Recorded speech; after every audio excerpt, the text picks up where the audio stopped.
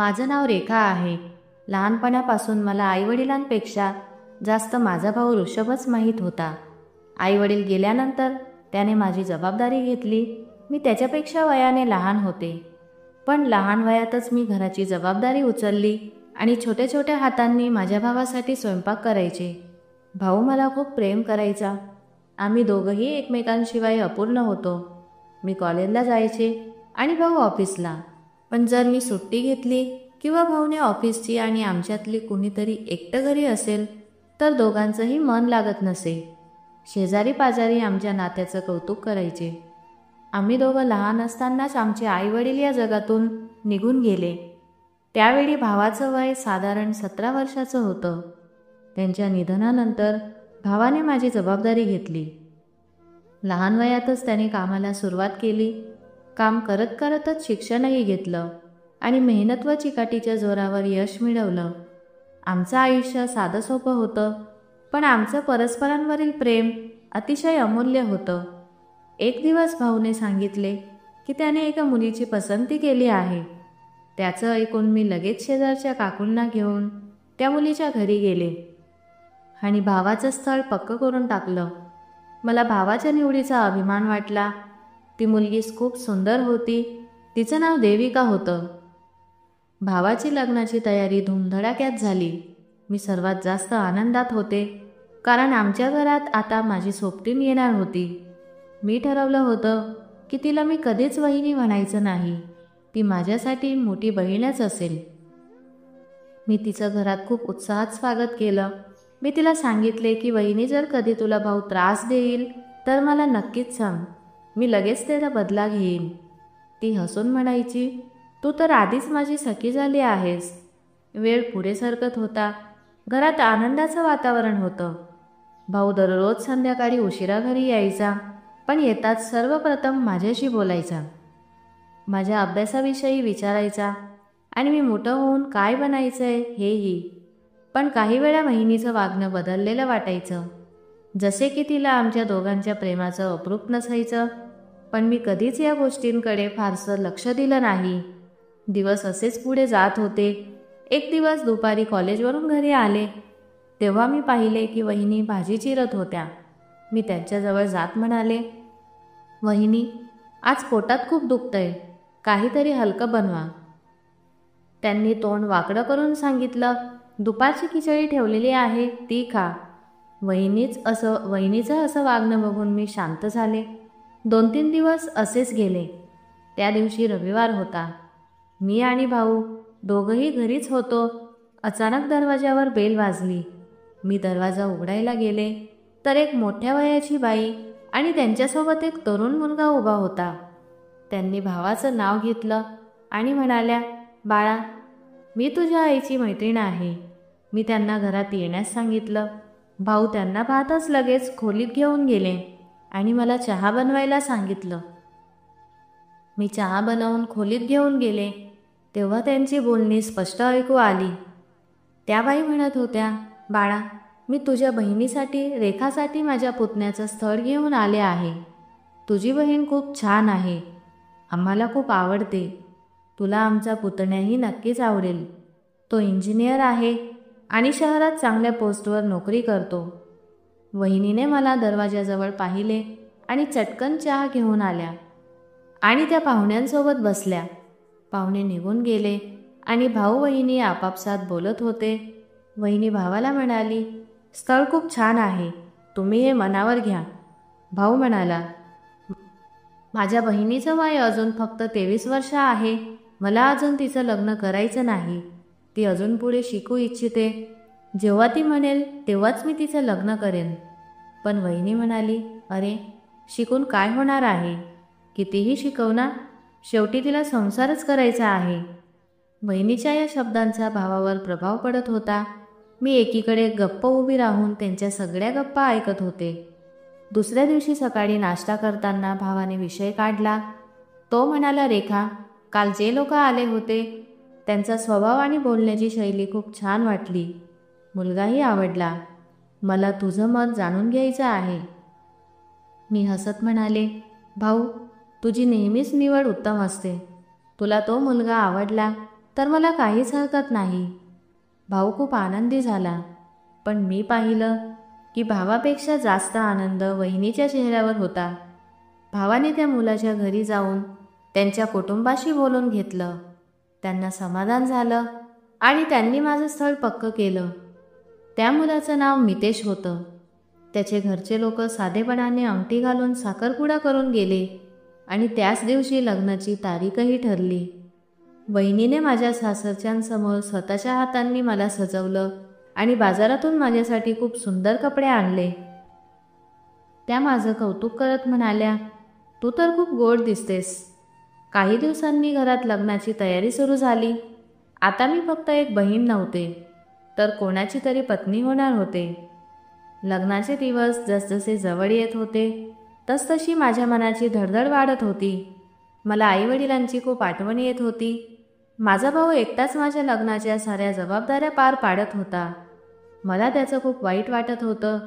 जर आईवडील हयात असते तर भावाला एकट्यानं एवढं सगळं करावं लागलं नसतं. लग्नाच्या आदल्या दिवशी भाऊ माझ्या जवळ आला आणि मला मिठी मारत म्हणाला, रेखा, मी तुला नेहमी खूप प्रेम दिलं आहे आणि तूही माझ्या सन्मानाचं नेहमी भान ठेवलं आहेस. मी फक्त एवढंच म्हणू इच्छितो की सासरी काही त्रास झाला तर नक्कीच मला सांग. मी प्रार्थना करतो की तुला सासरी कधीच त्रास होऊ नये. जितकं प्रेम मी तुला दिलं त्याहून कितीतरी पटीने तुझ्या सासरचे लोक तुला प्रेम देऊ. दुसऱ्या दिवशी माझं लग्न झालं. मी मितेशची पत्नी झाले. विदाईच्या वेळी वहिनी मला मिठी मारत हळूच म्हणाली, नवीन लोक असतील, नवीन जागा असेल, सगळं शिकावं लागेल. फक्त तोंड बंद ठेव आणि डोळे उघडे ठेव. मी गप्प राहिले. भावाने माझ्या डोक्यावर हात ठेवून मला आशीर्वाद दिला आणि भरपूर प्रार्थना केली आणि शेवटी माझा हात मितेशच्या हातात दिला. सासरी पोहोचल्यावर पहिलेच शब्द जे ऐकायला मिळाले होते ते होते, आमच्यासारखी हो. कुठे तू छोट्या घरातून आलेली आणि कुठे आम्ही मोठे लोक. आता तुला इथे आमच्या पद्धतीने राहावं लागेल. हे शब्द माझ्या सासूने उच्चारले. मी शांतपणे मान डोलावली. लग्नानंतर काही दिवस गेले. सगळं काही फक्त नॉर्मल होतं. या घरात कोणीही माझ्याशी नीट बोलत नव्हतं. माझे पतीसुद्धा कायम रागीट चेहऱ्याने असायचे. एक दिवस दुपारी जेवताना ते म्हणाले, भाजीमध्ये खूप मिरची आहे, तुला काही जमतच नाही. त्यांनी जेवण थांबवलं आणि मला रागाने पाहू लागले. मी म्हणाले, मी स्वयंपाक शिकून घेईन, पुढे लक्ष ठेवीन. मी प्लेट उचलून म्हणाले, दुसरी भाजी घेऊन येते. ते म्हणाले, नको, राहू दे, माझं जेवण झालं. त्यांच्या वागण्यावर मी नेहमी शांत राहायचे. जर ते मला कुठे घेऊन गेले तर म्हणायचे, तुला कपडे घालायची अक्कल नाही, तुला कुणाशी बोलायचं कसं ते येत नाही, तुझ्यात अजिबात सेन्स नाही, सारखी सारखी लोकांमध्ये बोलत राहतेस. मी नजर खाली घालून म्हणायचे, यापुढे लक्ष ठेवीन. ते म्हणायचे, तुला प्रत्येक गोष्टीत फक्त माफी मागायचं असतं आणि म्हणायचं असतं की मी शिकेन. तुला सगळं शिकायची गरज आहे. सासरी माझे दिवस घरातील सर्व काम करण्यात आणि सगळ्यांच्या तक्रारी ऐकण्यातच जायचे. एक दिवस सासू म्हणाली, आई असणं खूप गरजेचं असतं. तुला बघून वाटतं की तुझी आई असती तर तुला सगळी कामं शिकवली असती. मी त्यांच्या सगळ्या गोष्टी शांतपणे ऐकत राहिले. एक दिवस मला भावाची खूप आठवण येत होती. मी सासूला विचारलं, मी भाऊशी फोनवर बोलू शकते का? त्यांनी तिरस्काराने उत्तर दिलं, आता तुझं लग्न झालं आहे. भाऊच्या घराच्या गोष्टी करणं बंद कर आणि आपल्या घराकडे लक्ष दे. मी काही न बोलता शांतपणे माझ्या खोलीत आले आणि बिछाण्यावर पडून राहिले. मी माझ्या आयुष्याचे 3 महिने शांतपणे त्या लोकांचे टोमणे ऐकून काढले होते. मी त्यांच्या प्रत्येक वागण्याला सहन करत होते. हे सगळं करूनही मला कल्पनाही नव्हती की माझा नवरा मला घटस्फोट देईल. मी तर हे नातं निभावू इच्छित होते. एक दिवस मितेशने मला शॉपिंगला घेऊन जाण्याचं वचन दिलं, पण त्याऐवजी तो त्याच्या मित्रांसोबत निघून गेला. जेव्हा तो घरी आला तेव्हा मी म्हणाले, तुम्ही तर म्हणालात की मला शॉपिंगला घेऊन जाल. मी खूप वेळ वाट पाहिली. तो रागात म्हणाला, माझ्याकडे तुला शॉपिंगला घेऊन जाण्यासाठी फालतू वेळ नाही. मी यावरही शांत राहिले. दुसऱ्या दिवशी मी घराची साफसफाई करत होते, तेव्हा अचानक नवरा जोरजोरात ओरडू लागला आणि मला बोलावू लागला. मी धावत त्याच्याकडे गेले तर तो म्हणाला, तुझा फोन खूप वेळपासून वाजतोय. हा अनोळखी नंबर कोणाचा आहे जो तुला वारंवार कॉल करत आहे? मी घाबरत म्हणाले, मला माहीत नाही. मी काही पाहिलं नाही. मी तर खूप वेळापासून काम करण्यात व्यस्त होते. त्याने रागात फोन माझ्याकडे फेकून दिला आणि म्हणाला, बघ स्वतःला किती भोळी समजतेस, पण सत्य काही वेगळंच आहे. मी नंबर पाहिला, तो अनोळखी होता. मी स्पष्ट सांगितले, मी हा नंबर पहिल्यांदाच पाहते आहे. मला खरंच माहीत नाही हा कोणाचा नंबर आहे. तुम्ही स्वतः कॉल करून बघा. त्यांनी मला एक जोरदार थप्पड मारली आणि म्हणाले, अगं तोंड चालवतेस? मला तुझ्यावर कधीच विश्वास नव्हता आणि आजपासून तू माझ्या आयुष्यातून मोकळी आहेस. त्यांचं हे बोलणं ऐकून माझ्या पायाखालची जमीन सरकली. मी म्हणाले, हे काय बोलत आहात? ते म्हणाले, मी लवकरच डिवोर्सचे पेपर्स तयार करून तुझ्या घरी पाठवेन. तू इथून निघू शकतेस. मी त्यांच्या पाया पडून विनवण्या करू लागले, प्लीज मितेश, असं करू नका. ते म्हणाले, मी तर खूप आधीपासून तुला सोडायचं ठरवलं होतं. आज फक्त कारण मिळालं. तुझा खरा चेहरा समजला. मी रडत राहिले, हात जोडून विनवत राहिले, पण त्यांनी मला धक्के मारून घराबाहेर काढलं. माझ्या डोक्यात काहीच सुचत नव्हतं. लग्नाला फारसा वेळही झाला नव्हता आणि इतक्या लवकर एका छोट्याशा गोष्टीवर त्यांनी मला घटस्फोट देऊन घराबाहेर काढलं. मी हात जोडून त्यांची माफी मागितली, तरीही माझी काहीच चूक नसतानाही त्यांनी मला क्षमा केली नाही. आता मी कुठे जाऊ? सगळे दरवाजे माझ्यासाठी बंद झाले होते. ही एक रिक्षा पकडली आणि थेट माहेरी आले. घरी पोहोचल्यावर वहिनीने दरवाजा उघडला. ती आश्चर्यचकित नजरेने माझ्याकडे पाहत राहिली. मी तिच्यासमोर रडू लागले आणि सगळं काही सांगितले. ती शांत होती. तिच्या ओठांवर शब्द नव्हते, पण डोळे सगळं बोलत होते. तेवढ्यात भाऊ आतून धावत आले आणि म्हणाले, काय झालं? मी काही बोलण्याच्या आधीच बेशुद्ध होऊन कोसळले. जेव्हा शुद्धीवर आले तेव्हा भाऊ माझ्यासमोर बसलेले होते. मी भावाला सगळं काही सांगितलं की कशाप्रकारे माझ्या नवऱ्याने मला घराबाहेर काढलं आणि आता घटस्फोट देणार आहे. भाऊ म्हणाले, मी त्याला सोडणार नाही, पण वहिनीने त्यांना शांत राहायला सांगितलं. पुढच्या दिवशीच मितेशने घटस्फोटाचे कागद घरी पाठवले, ज्यावर त्याच्या सह्या होत्या. भाऊने माझ्याकडूनही सह्या करून घेतल्या आणि म्हणाले, तुला काहीही काळजी करण्याची गरज नाही. तुझा भाऊ अजून जिवंत आहे. माझं आणि त्याचं नातं कायमचं संपलं होतं. भाऊ म्हणाले, मी वचन देतो की पुन्हा तुला कधीच तुटू देणार नाही. तो माणूस तुझ्या लायकच नव्हता. हे घर तुझं आहे आणि आता तू इथेच राहणार. मी भाऊची माफी मागत होते की मी माझं लग्न जास्त काळ टिकवू शकले नाही. भाऊ म्हणाला, अगं वेडी झालीस का? यात तुझी काहीही चूक नाही. रात्री झोपायला जाताना मितेशचे शब्द माझ्या कानात सतत घुमत राहायचे, निघून जा माझ्या घरातून. मी तुला घटस्फोट देतो. इथे राहून मला बरेच दिवस झाले होते. भाऊचा एक मुलगा झाला होता. माझ्या मांडीवर त्यांचा मुलगा खेळत होता. तेव्हा वहिनी माझ्याजवळ आल्या आणि म्हणाल्या, घरातले कामंसुद्धा करत जा. आता कायमचं या घराची झाली आहेस. आता तू या घराची पाहुणी नाही तर सदस्य आहे. त्यामुळे सगळी कामं व्यवस्थित करत जा. मला माहीत होतं की वहिनीला माझं इथे राहणं फारसं आवडलेलं नाही, पण हे घर आता माझंही होतं. मी इथून दुसरीकडे कुठे जाणार? आता मी बहुतेक वेळ घरकामात गुंतलेली असायचे. स्वयंपाकघरात काम करताना मला वहिनीच्या शांततेचा सामना करावा लागत असे. एक दिवस किचनमध्ये काम करत असताना मी भाऊला कोणाशी तरी फोनवर बोलताना ऐकलं. ते थोडे चिंतित वाटत होते. ते म्हणाले, मी तुझे पैसे लवकर परत करीन. मी भाऊजवळ गेले आणि त्यांनी फोन ठेवताच मी विचारलं, भाऊ तुम्ही काहीसे चिंतेत दिसत आहात. काही झालं का? ते डोळे खाली घालून म्हणाले, नाही रेखा, काही नाही. सगळं ठीक आहे. तू काळजी करू नकोस. मी म्हणाले, भाऊ, मी सगळं समजते. मला सांगा ना, काय झालंय? काही वेळ ते शांत राहिले. मग हळू आवाजात म्हणाले, काही नाही. फक्त थोडीशी आर्थिक अडचण आहे. ऑफिसमध्येही कामं नीट चालत नाही. त्यामुळे घर खर्च चालवायला अडचण येते.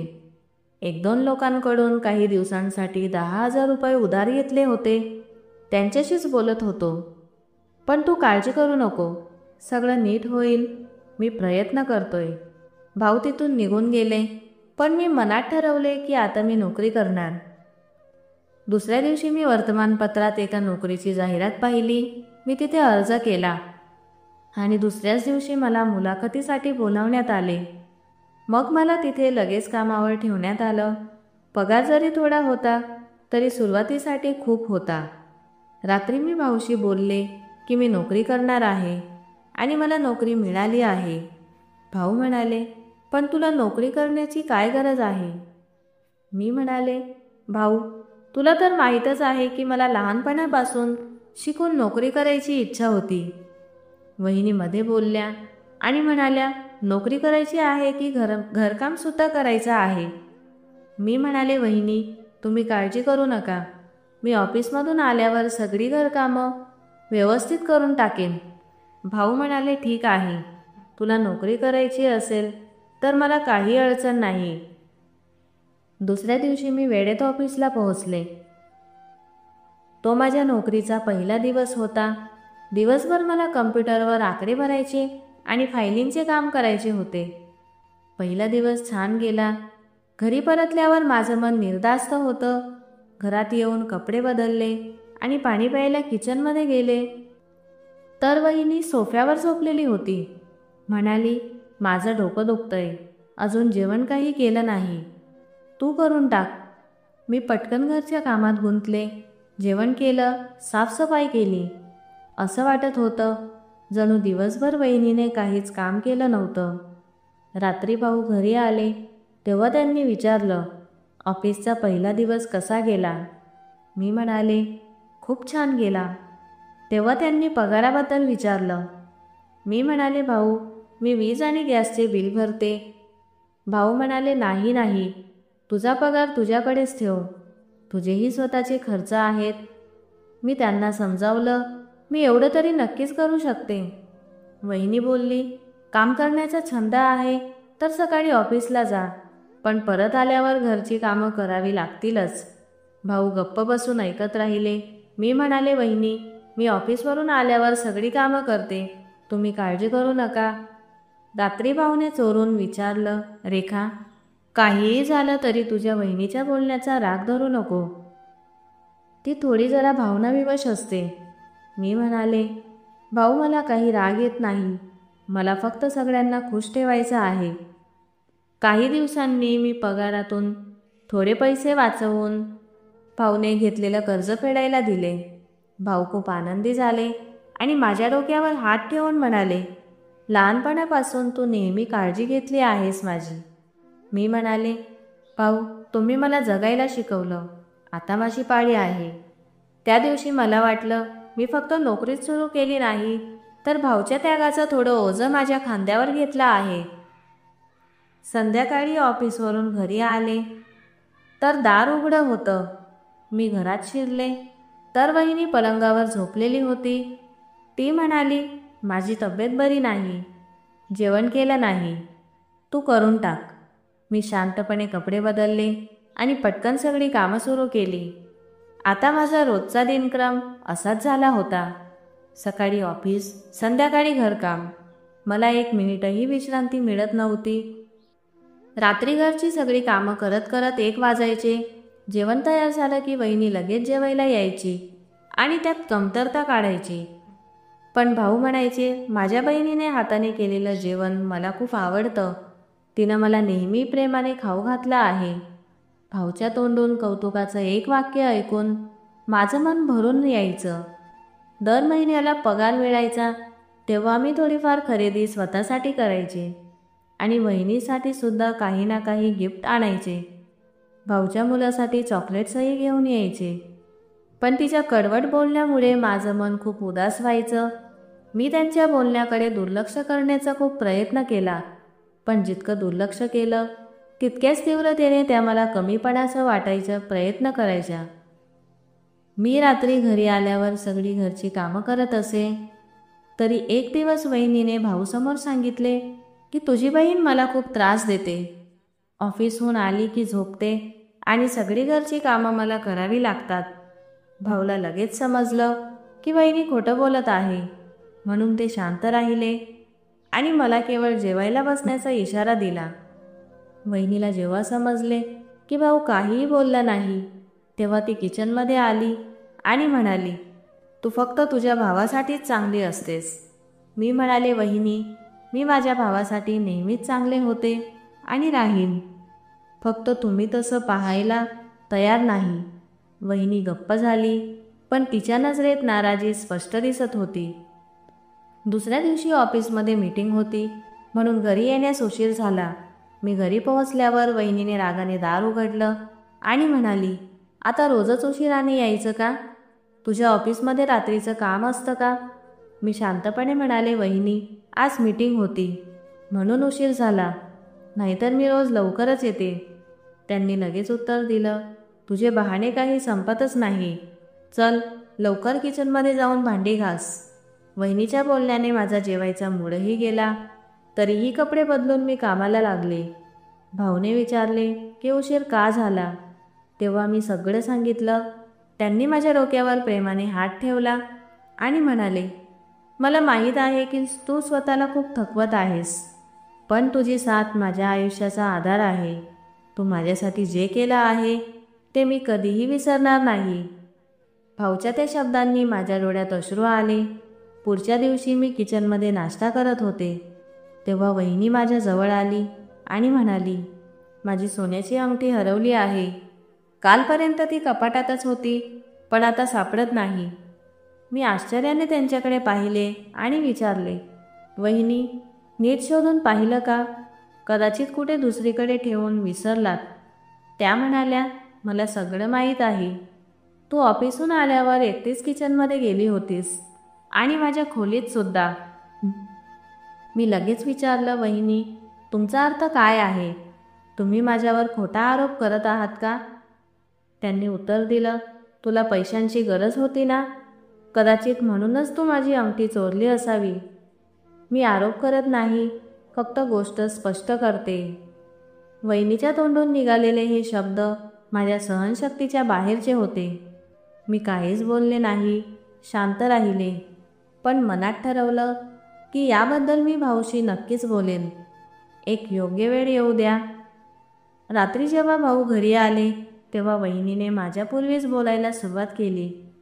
त्या म्हणाल्या, तुझी बहीण माझ्या खोलीत गेली होती आणि तेव्हापासून माझी सोन्याची अंगठी गायब आहे. हे ऐकून भाऊने आश्चर्याने माझ्याकडे पाहिलं. मी म्हणाले, भाऊ, मी वहिनीच्या खोलीत गेले होते, पण फक्त बाळाचे कपडे घेण्यासाठी. त्याशिवाय मी काहीही घेतलं नाही. तुम्हाला माहीत आहे ना मी कशी आहे? भाऊ गंभीर होत म्हणाले, रेखा, तुला आठवतंय का? गेल्या महिन्यात जेव्हा आपण घराची साफसफाई केली होती तेव्हा देविका म्हणाली होतीस की मी माझे सगळे दागिन्यांचं सामान लहान कपाटाच्या लॉकरमध्ये ठेवते. मग भाऊने पुढे सांगितले, म्हणजे तुझी अंगठी तिथेच असेल. वहिनीचा चेहरा क्षणभरासाठी फिकट पडला. त्या म्हणाल्या, ठीक आहे, मी बघते. पण लगेच पुढे म्हणाल्या, पण तिथेही नसेल तर? भाऊने त्यांच्याकडे रोखून पाहिलं आणि ठामपणे म्हणाले, तरीसुद्धा मी माझ्या बहिणीला चोर ठरवणार नाही. तिला एक जोरदार धक्का बसला. त्या पटकन अंगठी शोधायला खोलीत गेल्या. काही वेळाने जेव्हा त्या परत आल्या त्यांच्या चेहऱ्यावर लाज आणि अपराधीपणाची भावना स्पष्ट दिसत होती, पण त्यांनी काहीही बोललं नाही. भाऊने त्यांच्या हातात अंगठी पाहिली आणि विचारलं, काही बोलायचं आहे का? वहिनी शांत राहिल्या. भाऊ म्हणाले, मग तुला रेखाची माफी मागावी लागेल. वहिनी घाबरून म्हणाल्या, नाही नाही, मला काही माफी वगैरे मागायची नाही. भाऊ म्हणाले, चूक तुझी आहे. तुझं सामान तूच कुठेतरी ठेवून विसरलीस आणि लगेच माझ्या बहिणीवर आरोप केलास. वहिनी काही बोलायला जात होत्या, पण मीच बोलून गेले. भाऊ, राहू द्या, काही हरकत नाही, हे सगळं विसरून जा. भाऊने एक दीर्घ श्वास घेतला आणि शांत राहिले. तिथून पुढे ऑफिसमध्ये काम वाढलं होतं आणि मी स्वतःला कामातच गुंतवून टाकलं होतं. ऑफिसहून घरी येण्याचा रस्ता मला आता परका वाटू लागला होता. रोज तोच रिक्षा, तोच रस्ता, तोच सिग्नल, पण आता प्रत्येक वळणावर मला कुणाचं तरी सावट जाणवायला लागलं. सुरुवातीला वाटलं की हा फक्त भास आहे, पण तो भास हळूहळू वास्तवात बदलू लागला. एका संध्याकाळी ऑफिसमधून बाहेर पडताना मी पाहिलं की एक निळ्या रंगाची गाडी रस्त्याच्या कडेला उभी होती. मी रिक्षामध्ये बसले आणि मागे वळून पाहिलं नाही, पण जेव्हा सिग्नलवर रिक्षा थांबली तेव्हा तीच गाडी माझ्या मागे उभी होती. कदाचित हे फक्त योगायोग असेल, मी स्वतःला समजावलं. दुसऱ्या दिवशी पुन्हा तेच घडलं. ऑफिसमधून बाहेर पडल्यावर तीच गाडी थोड्याशा अंतरावर उभी होती. यावेळी मी माझा रस्ता बदलला. मुख्य रस्त्याऐवजी बाजारातून चालत गेले, पण गाडीही तिथे वळली. त्यामुळे माझ्या काळजाचे ठोके वाढले, पण मी स्वतःला सावरलं. घरी पोहोचले तेव्हा भाऊने दार उघडलं. ते म्हणाले, काय झालं? तुझा चेहरा खूप उदास दिसतोय. मी म्हणाले, काही नाही भाऊ, बस खूप थकल्यासारखं वाटतंय. तेवढ्यात वहिनी खोलीतून बाहेर आल्या आणि माझ्याकडे पाहून म्हणाल्या, काय झालं? आजही उशीर? असं कोणतं ऑफिस आहे जे इतक्या उशिरा बंद होतं? मी काहीही न बोलता माझ्या खोलीतून निघून गेले, पण माझ्या मनात विचार आला की हे सगळं भाऊला सांगितलं पाहिजे. पण मग थांबले, कारण ते आधीच खूप तणावात होते. मी त्यांना अजून त्रास द्यायला इच्छित नव्हते. यावेळी मी रिक्षाने जाणं थांबवलं आणि बसने प्रवास करण्यास सुरुवात केली. मी बस स्टॉपपासून थोड्या अंतरावर उभी होते. मी घाईघाईने चालायला सुरुवात केली. मग मागे वळून पाहिलं तर पुन्हा तीच गाडी मला दिसली. खिडकीतून कुणाचाही चेहरा दिसत नव्हता. ऑफिसमध्ये सुद्धा मी याच गोष्टीमुळे माझ्या कामाकडे लक्ष केंद्रित करू शकत नव्हते. काम करणं दिवसेंदिवस कठीण होत चाललं होतं. एक दिवस मॅनेजरने मला बोलावलं आणि विचारलं, तू ठीक आहेस ना? तुझी परफॉर्मन्स दिवसेंदिवस घसरते आहे. तू एका महत्त्वाच्या प्रोजेक्टवर काम करतेस, त्यामुळे तुझ्या तब्येतीची आणि कामांची दोघांची काळजी घे. मी खूपच अस्वस्थ होते. मन सगळं गुंतलेलं होतं. ऑफिसहून बाहेर पडल्यावर जेव्हा मी रस्त्याच्या कडेला ऑटो पकडायला गेले तेव्हा तीच गाडी काही अंतरावर थांबलेली दिसली. मी फोन काढला आणि कॉल करण्याचं नाटक केलं, पण खरं तर मी तिची नंबर प्लेट नोट करत होते. तेवढ्यात अचानक गाडी पुढे निघाली आणि क्षणात अदृश्य झाली. त्या दिवशी मी खूप घाबरले. मी घरी पोहोचले तर भाऊ समोर बसले होते. त्यांच्या मांडीवर माझा वाचा होता. त्यांनी मला पाहिलं आणि विचारलं, सगळं ठीक आहे का? तू खूपच अस्वस्थ दिसते. मी म्हणाले, काही नाही भाऊ, फक्त डोकं दुखतंय. ते म्हणाले, काही अडचण असेल तर मला नक्की सांग, लपवायची गरज नाही. अडचण लपवली की ते अजून वाढते. मी म्हणाले, हो भाऊ, काही झालं तर तुम्हाला नक्की सांगेन. दुसऱ्या दिवशी दुपारी जेवणानंतर मी ऑफिसच्या खिडकीतून बाहेर पाहत होते तेव्हा खाली मला पुन्हा तीच गाडी दिसली. आता माझ्या शंकेला खात्री मिळाली होती. मी ताबडतोब कंपनीच्या सुरक्षा रक्षकाला बोलावलं आणि सांगितलं, ही गाडी रोज इथे येते, पण कुणालाही घेऊन जात नाही, फक्त काही वेळ थांबते. कृपया यावर लक्ष ठेवा. गार्डने मान हलवली आणि म्हणाला, हो मॅडम, मी लक्ष ठेवीन. दुसऱ्या दिवशी गार्डने मला सांगितले, मॅडम, काल पुन्हा तीच गाडी आली होती, पण जेव्हा मी तिच्याजवळ गेलो तेव्हा ती लगेच निघून गेली.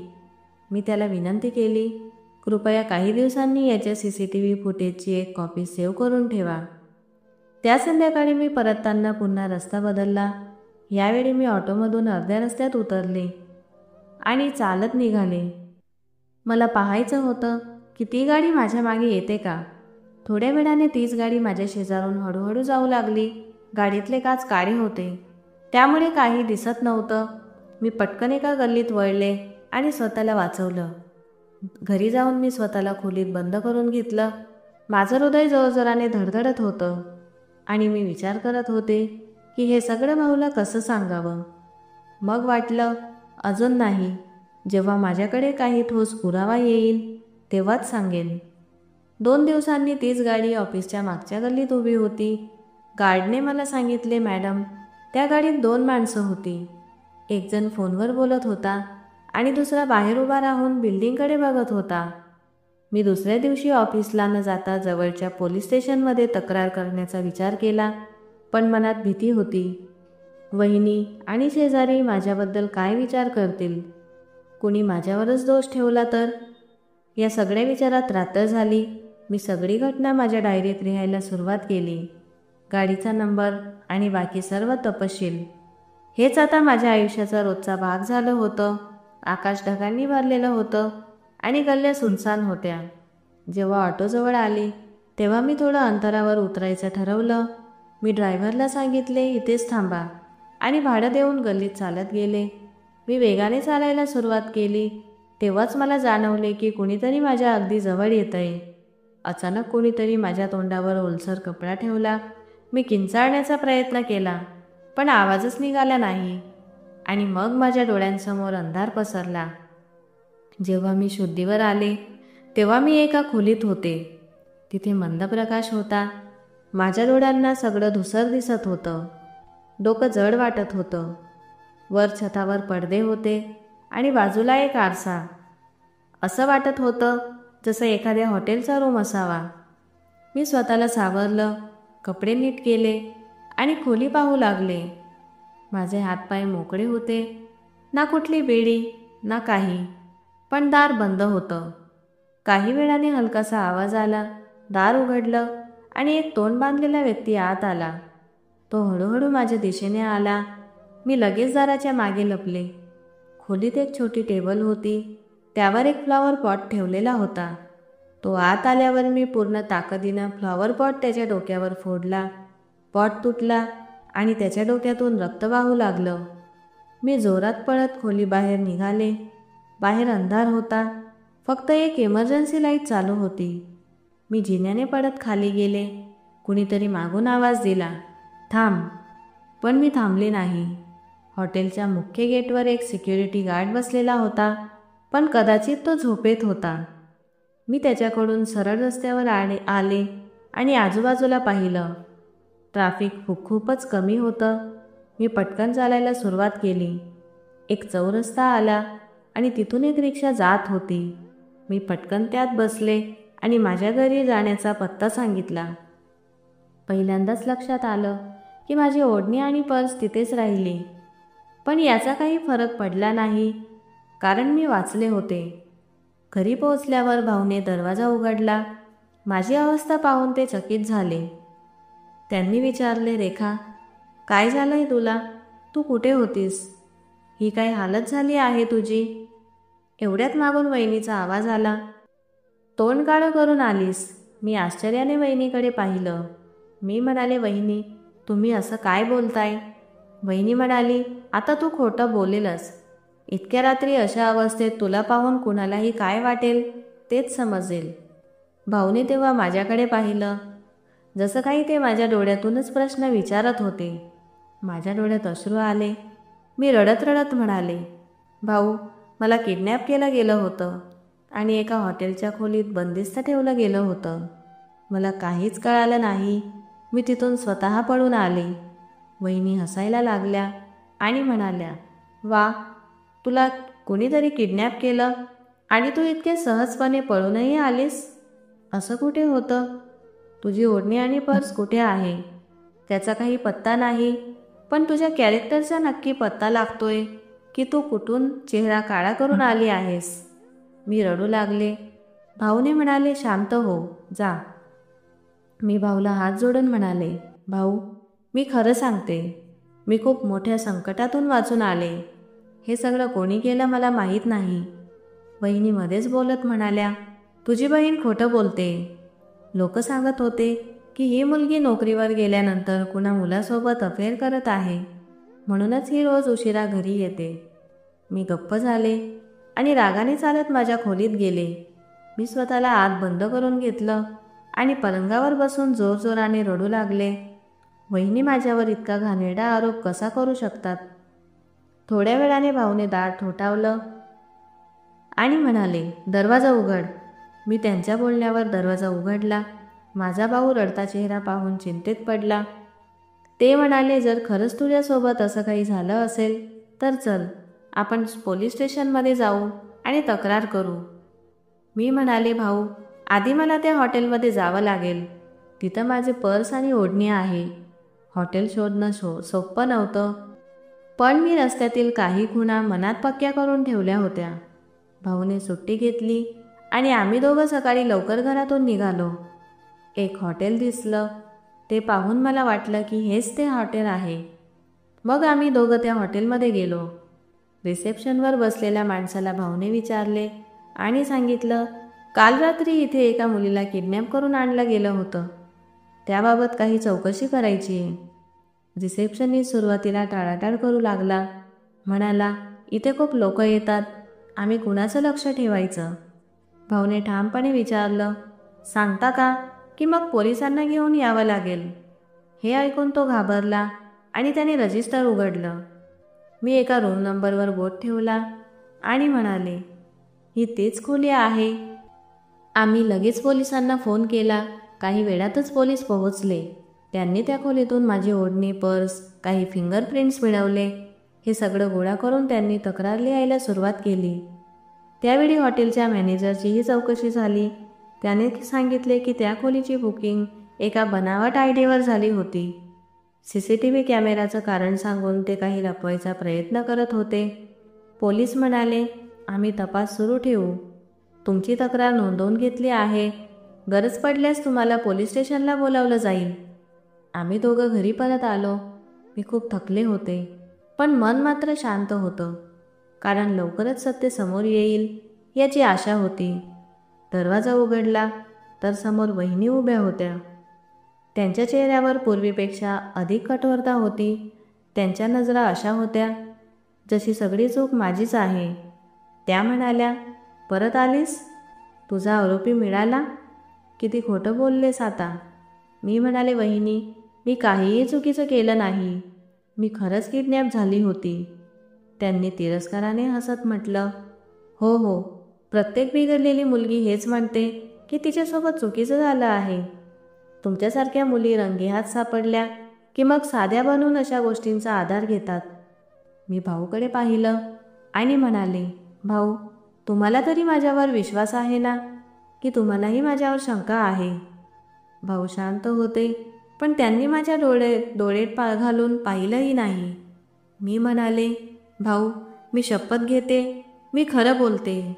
पोलिसांकडे तक्रार आहे, पुरावे आहेत. पोलिसांनी तपास सुरू केला आहे. वहिनी मध्येच बोलत म्हणाल्या, अजून बहाणे करतेस. तू या घराची बदनामी केलीस. आता गल्लीतील लोकसुद्धा बोलायला लागलेत. मी म्हणाले, वहिनी, असं काहीही नाही. त्या म्हणाल्या, आता मला वाटतं तुझ्या भाऊलाही विश्वास ठेवायला पाहिजे. मी भाऊकडे पाहत म्हणाले, भाऊ, तुम्ही सांगत का नाही की तुम्हाला माझ्यावर विश्वास आहे? भाऊने एक दीर्घ श्वास घेतला आणि म्हणाले, रेखा, हे सगळं खूप विचित्र होतंय. लोक खूप काही बोलताय. सत्य आणि असत्य यात फरक करणं खूप कठीण झालंय. मी दुःखी स्वरात विचारलं, म्हणजे तुम्हालाही वाटतं मी खोटं बोलते? भाऊने काहीही उत्तर दिलं नाही आणि त्याची ती शांतता माझ्या सर्वात वाईट गोष्टी होती. भाऊने काहीही उत्तर दिलं नाही आणि त्यांची ती शांतता माझ्यासाठी सर्वात वाईट गोष्ट होती. वहिनीने संधी पाहून पुढे येत दार उघडलं आणि म्हणाली, निघून जा इथून. आता इथे राहण्यासारखं काही नाही. तुझ्यामुळे आम्ही खूप बदनाम झालो आहोत. मी रडत म्हणाले, मी नाही जाणार. हे माझं घर आहे. भाऊने नजर खाली घालून म्हटलं, रेखा, कदाचित तुझी वहिनी बरोबरच आहे. परिस्थिती अशी झाली आहे की तुझं इथे राहणं योग्य नाही. मी म्हणाले, म्हणजे आता तुम्हीही मला घरातून टाकायचं ठरवलं आहे? भाऊने काहीच उत्तर दिलं नाही, फक्त दाराकडे बोट दाखवले. मी रडायला लागले, पण मला माझ्या भाऊकडून कधीच असं अपेक्षित नव्हतं. मी मनात ठरवलं की जेव्हा भावालाच माझ्यावर विश्वास नाही, तेव्हा इथे थांबण्यात काही अर्थ नाही. मी माझे कपडे गोळा केले आणि हळूहळू दाराच्या दिशेने चालायला लागले. वहिनीने दार जोरात बंद केलं, पण भाऊने तर माझ्याकडे एक नजरही टाकली नाही. बाहेर रात्रीचं वातावरण होतं आणि मी एकटी शांतपणे उभी होते. मग मी रस्त्यावर तशीच फिरायला लागले. रात्र वाढत चालली होती. माझ्या डोळ्यातून अश्रू थांबत नव्हते. मी पुन्हा पुन्हा हाताने अश्रू पुसत विचार करत होते की आज माझ्या आयुष्यात असा क्षण आला आहे की माझा स्वतःचा भाऊ माझं बोलणं ऐकायला तयार नाही. तोच भाऊ ज्याने माझ्या लहानपणापासून माझी खूप काळजी घेतली. मी चालत राहिले. चालता चालता मी एका बसस्टॉपवर पोहोचले. तिथे एक बेंच होती. ती जागा खूप सुनसान होती. मी माझी बॅग बेंचवर ठेवली आणि खूप वेळ तिथे बसून रडत राहिले. आणि मी वरच्या देवाकडे फक्त एकच प्रार्थना करत राहिले की जर हे खरं आहे ते सगळ्यांच्या समोर एक दिवस नक्कीच उघड होईल. त्याच्यानंतर मी माझ्या बॅगवर डोकं ठेवून झोपले आणि मला कधी झोप लागली काहीच कळालं नाही. सकाळी डोळे उघडले तेव्हा आजूबाजूला गाड्या धावत होत्या. दिवस उजाडला होता. लोक ये जा करत होते. मी माझी अवस्था थोडीशी ठीक केली आणि बॅग घेऊन उठले. आजूबाजूचे लोक माझ्याकडे पाहत होते. मला त्यांची भीती वाटू लागली आणि आतून मी घाबरायला लागले. मी अजूनही समजू शकत नव्हते की आता पुढे काय करावं. तेवढ्यात अचानक मागून कुणीतरी माझ्या खांद्यावर हात ठेवला. मी घाबरून चटकन मागे वळून पाहिलं तर एक तरुण मुलगा माझ्यासमोर उभा होता. सुरुवातीला मी त्याला ओळखलं नाही, पण जेव्हा त्याने माझं नाव घेतलं, रेखा, तेव्हा मी थबकले. मी त्याच्याकडे चमकलेल्या डोळ्यांनी पाहिलं. धीरज, तो माझ्या कॉलेजमधला मित्र होता. कधीतरी आम्ही एकत्र अभ्यास केला होता. थोड्या भेटीगाठी झाल्या होत्या. खूप गप्पा झाल्या होत्या. पण काळाच्या ओघात सगळं विसरलं गेलं. त्याने विचारलं, तू स्वतःची ही काय अवस्था केली आहेस आणि तू इथे काय करत आहे? मी कालपासून तुला शोधतोय. मी विचारलं, तुला कसं समजलं की मी इथे आहे? तो म्हणाला, मी तुला शोधत होतो आणि थोड्याच वेळापूर्वी मी इथून जात असताना अचानक तुझ्यावर नजर गेली आणि मला एकदम हुश्श झालं. शेवटी तू मला सापडलीस. तुझी ओढणी आणि पर्स हॉटेलमध्ये सापडले. मी तिथून तुझा ID कार्ड पाहिला आणि तुझ्या घरी गेलो. पण तिथून समजले की तुला घरातून बाहेर काढण्यात आलं आहे. म्हणून मी तुला सगळीकडे शोधत होतो. मी एक खोल श्वास घेत म्हणाले, म्हणजे तुला माहीत आहे की मला किडनॅप केलं गेलं होतं? तो म्हणाला, हो, आणि अजून बरंच काही माहीत आहे. माझ्या मॅनेजरचा मला फोन आला होता की एका मुलीला हॉटेलमध्ये अत्यंत वाईट अवस्थेत आणलं गेलं आहे. पण तुझ्या तिथून बाहेर पडल्यावर मला सगळी माहिती मिळाली. मी चकित होऊन विचारलं, मग हे सगळं कोणी केलं? तो माणूस ज्याला मी जखमी केलं. धीरजने माझं बोलणं थांबवत सांगितलं, तो माणूस सध्या हॉस्पिटलमध्ये आहे. पोलिसांनी त्याला अटकेत घेतलं आहे. पण तुला माहीत आहे का तो कोण आहे? मी म्हणाले, नाही. धीरजने एक दीर्घ श्वास घेतला आणि म्हणाला, तो तुझा पती आहे, ज्याच्याशी तुझा डिवोर्स झाला होता. हे ऐकून माझ्या अंगावर शहारा आला. मी म्हणाले, तो? पण तो माझ्याशी असं का करेल? धीरज म्हणाला, हेच जाणून घेण्यासाठी मी तुला शोधत होतो. चल, आपण पोलीस स्टेशनमध्ये जाऊ, तुझा पूर्ण जबाब देण्यासाठी. पण आधी तू विश्रांती घे आणि स्वतःची अवस्था ठीक कर. मी शांतपणे मान डोलावली. मला माहीत होतं की सत्य कधीही लपवून राहू शकत नाही. आता सगळ्यांना सत्य कळणार होतं. जेव्हा मी धीरजसोबत पोलीस स्टेशनमध्ये पोहोचले तेव्हा समोर पोलीस इन्स्पेक्टर बसले होते. धीरज मला घेऊन त्यांच्यासमोर बसला. इन्स्पेक्टरने फाईल उघडली आणि माझ्याकडे पाहून म्हणाले, तुमच्यासोबत जे काही घडलं त्या प्रकरणातील आरोपीला अटक करण्यात आली आहे. त्याने कबूल केलं आहे की तो तुमचा पती होता आणि त्याने तुम्हाला किडनॅप केलं होतं आणि तुम्ही त्याला जखमी केलं. धीरज म्हणाला, मी इच्छा व्यक्त करतो की रेखासाठी योग्य सुरक्षा पुरवण्यात यावी, कारण तिला विचारपूर्वक सापड्यात अडकवण्यात आलं होतं. पोलीस इन्स्पेक्टरने माझ्याकडे खोल नजर टाकली आणि म्हणाले, आम्ही तुमची परिस्थिती समजू शकतो, पण आता जेव्हा सत्तेसमोर येत आहे तेव्हा तुम्हालाही ते स्वीकारावं लागेल. मी म्हणाले, हो, मी माझा जबाब देण्यासाठी तयार आहे. मग मला रुग्णालयात मितेशजवळ नेण्यात आलं. पोलिसांच्या उपस्थितीत मला त्या खोलीत नेण्यात आलं जिथे तो मितेश गंभीर अवस्थेत पडला होता. मी खोलीत शिरताच त्याने माझ्याकडे बघण्याचे टाळले. पोलीस इन्स्पेक्टर म्हणाले, चला, जे काही खरं आहे ते आता सगळं सांगा. जे काही तुम्ही लपवलं आहे ते मॅडमला सांगा. मितेशने हळूवार डोकं वर केलं आणि म्हणाला, जे काही घडलं ते माझ्या इच्छेने नव्हतं. मला अडकवलं गेलं. मी विचारलं, कोणी अडकवलं तुला? तो थोडा वेळ गप्प राहिला आणि मग म्हणाला, तुझ्या वहिनीने. ती माझ्याशी संपर्कात होती. तिच्याच सांगण्यावरून मी तुझ्याशी लग्न केलं. तिनेच मला सांगितले होते की लग्नानंतर तुला घटस्फोट दे आणि असा धडा शिकव की तुला कायम लक्षात राहील. ती म्हणायची की हेच तुझ्या वागण्याचं उत्तर आहे. तेवढ्यात धीरज पुढे सरसावत म्हणाला, हे खरं आहे की तुझ्या आणि रेखाच्या भाऊजाईमध्ये काहीतरी सुरू होतं? मितेश म्हणाला, हो. मी आणि ती एकमेकांना पसंत करत होतो. तिचं लग्नानंतरही ती माझ्याशी संपर्कात राहिली. तिच्या स्वतःच्या इच्छेने तिने रेखाचं लग्न माझ्याशी लावलं, जेणेकरून ती माझ्याजवळ राहू शकेल आणि तिच्या नवऱ्याच्या बहिणीवर सूड घेऊ शकेल. तिला रेखाला बदनाम करून घटस्फोट द्यायचा होता आणि नंतर माझ्या जवळ यायचं होतं. पोलीस इन्स्पेक्टरने लगेच कारवाई सुरू केली. देविकाला ताबडतोब अटक करण्यात आली. तिचे कॉल रेकॉर्डही तपासण्यात आले. जेव्हा भाऊच्या समोर सगळ्या गोष्ट आली तेव्हा त्याने विचारलं, हे सगळं खरं आहे का? ती म्हणाली, हो, मी हे सगळं फक्त द्वेषामुळे केलं. मला घरात माझी जागा हवी होती. मला माहीत होतं की तुम्ही तिला माझ्यापेक्षा जास्त प्रेम देतात. भाऊने संतापून उत्तर दिलं, ज्या जागेसाठी तू माझ्या बहिणीचं आयुष्य उद्ध्वस्त केलं, ती जागा तुला माझ्या हृदयातून कायमची गमवावी लागेल. त्यांनी तिथेच सर्वांसमोर देविकाला घटस्फोट देण्याचा निर्णय घेतला आणि पोलीस इन्स्पेक्टरला सांगितले की या स्त्रीला कठोरात कठोर शिक्षा व्हावी. ती काही बोलण्याचा प्रयत्न करत होती, पण भाऊने तिला थांबवलं. तुझ्यामुळे आमच्या भावंडांमध्ये फूट पडली आणि तू माझ्या बहिणीसोबत इतकं सगळं केलंस. मी तुला कधीच माफ करणार नाही. देविका लाजली आणि स्वतःच्या कृत्यांवर रडायला लागली आणि पोलिसांनी तिला तुरुंगात पाठवलं. मी एका बाजूला शांत उभी होते. भाऊ माझ्याकडे आले आणि माझी माफी मागायला लागले. म्हणाले, माफ कर, मी माफीच्या योग्यतेचा नाही. मी तुझ्यावर विश्वास ठेवला नाही.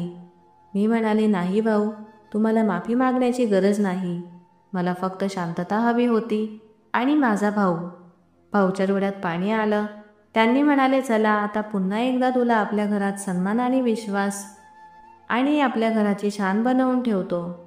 भाऊ आणि मी घरी परतलो. या सगळ्या गोंधळात मी धीरजचे आभार मानायलाच विसरले होते. मी मोबाईल उचलला आणि धीरजला फोन केला. धीरज फोनवर बोलत होता.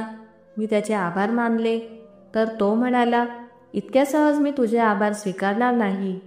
तो म्हणाला, मी तुझ्या पाठीशी उभा राहिलो, त्याच्या बदल्यात मलाही काहीतरी मिळायला हवं ना? मी विचारलं, काय हवंय तुला? तो हसून म्हणाला, जास्त काही नाही, फक्त तुझा साथ. हे ऐकताच मी शांत झाले. तो पुढे म्हणाला, कदाचित तुला माहीत नसेल, पण कॉलेजपासूनच तू मला खूप आवडायची. तू मला चांगलं ओळखतेस की मी कसा आहे. मी तुला खूप सुखी ठेवेन. मी माझ्या आईवडिलांना तुझ्या घरी पाठवू इच्छितो आणि तू आपल्या भावाला आमच्या नात्यासाठी म्हणव. मी काहीच बोलले नाही, पण दुसऱ्या दिवशी जेव्हा त्याचे आईवडील आमच्या घरी आले तेव्हा भाऊने स्वतःच हे नातं आनंदाने स्वीकारलं. भाऊने सांगितले, धीरज खूप चांगला मुलगा आहे. सगळं जाणून देखील त्याने आपल्या आईवडिलांना सन्मानाने आपल्या घरी पाठवलं. त्यामुळे या नात्याला नकार देणं योग्य होणार नाही. यावेळी मी खूप आनंदी होते. मी धीरजला चांगलं ओळखत होते आणि त्याने माझ्यासाठी जे केलं त्याचे उपकार मी कधीच विसरू शकत नाही. भाऊने माझं लग्न धीरजसोबत लावून दिलं आणि आता मी धीरजसोबत एक सुंदर आयुष्य जगते आहे. तो एक श्रीमंत आणि प्रेमळ माणूस आहे. जे सुख मला मितेशकडून कधीच मिळाले नाहीत त्यापेक्षा खूप पटीने जास्त आनंद मला धीरजकडून मिळत आहे. दुसऱ्या बाजूला भाऊ एकटेच राहिले होते. म्हणून काही काळानंतर मी त्यांच्यासाठीही एक चांगली मुलगी शोधून त्यांचं दुसरं लग्न लावून दिलं. कारण त्यांच्याकडे एक मुलगा होता आणि त्याची काळजी घेण्यासाठी एका स्त्रीची गरज होती. जिच्याशी भाऊचं मी लग्न केलं ती मुलगी खूप समजूतदार आणि साधी होती. आजही ती माझी वहिनी म्हणून माझ्यावर खूप प्रेम करते. तिने भाऊ आणि त्यांच्या मुलाला खूप आनंद दिला आहे. तर मित्रांनो, आशा करते की तुम्हाला आमची ही कथा नक्कीच आवडली असेल. जर ही कथा आवडली असेल तर कमेंट बॉक्समध्ये कळवा आणि कृपया व्हिडिओला लाईक करा. चॅनलवर नवीन असाल तर सबस्क्राईब करा. आपण पुन्हा भेटूया एका नवीन कथेसह. धन्यवाद.